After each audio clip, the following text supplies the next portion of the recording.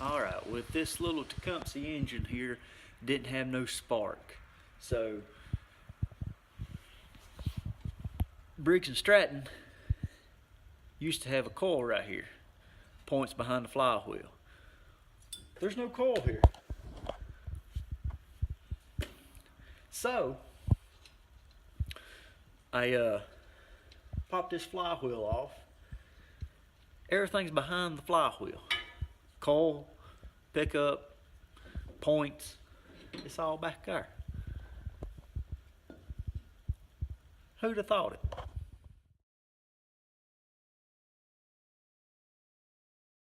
So here's that Tecumseh with the flywheel off. And here's your pickup, condenser, set of breaker points are behind this cover. Yes, the crankshaft is broke.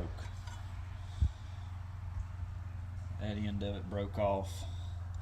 But luckily, there's still enough threads that the nut will still engage about half that thickness of that nut or a little more. So I think it'll be all right. No more RPMs and that engine will turn. It won't never hurt a thing. But there's the magnets that swing over your pickup to energize your coil, so that it'll fire whenever the points come into time and break. It'll fire, and then it runs out and comes up to your plug. So, and the side cover was held on with 3 of the head bolts. That's unique, I thought. But Tecumseh's always been one to do something a little different. Anyway, I'll pop this cover off and let you all see this set of points in here. Careful of that paper gasket. I bet I can't get one of those today.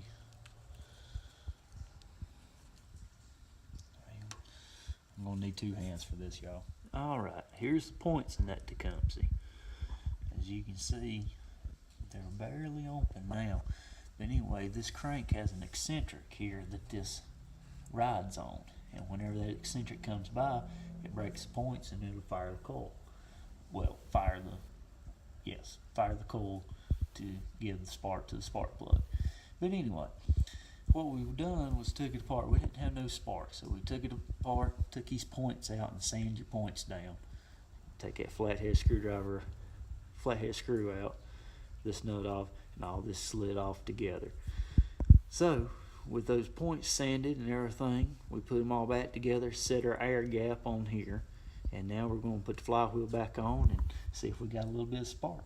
Alright, we got the flywheel on. Everything's, make sure that your magnet's not hitting that coil in there, which I didn't adjust yet. I'm really not sure how you would adjust that. This kind of seems like you'd have to have a flywheel that was cut out. But anyway, let's spin this thing over and see if we got our spark back here. Oh yes. Y'all see that spark?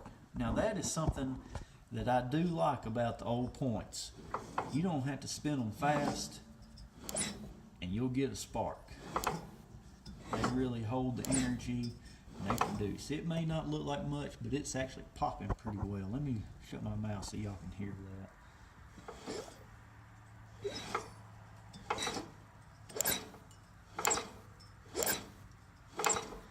So, camera's not really focusing here, but it's got a good spark, so it should run on that spark. So let's put the plug in and just give it a little thrust oil here and see if we can get it to hit a lick.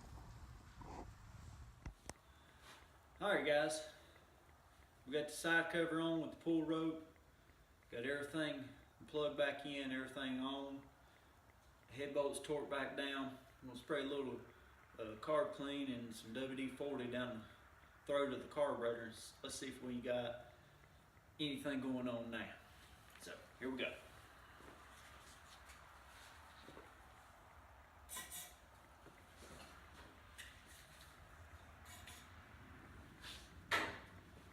Key on.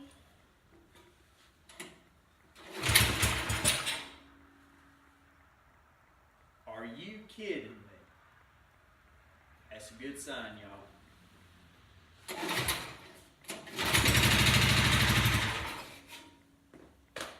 Well, that's all we need to know, that All the internals of that engine's good. It's got enough compression to run.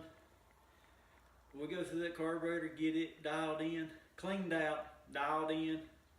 We'll have us a mower ready to go. Sharpen them old blades a little bit, but we're good.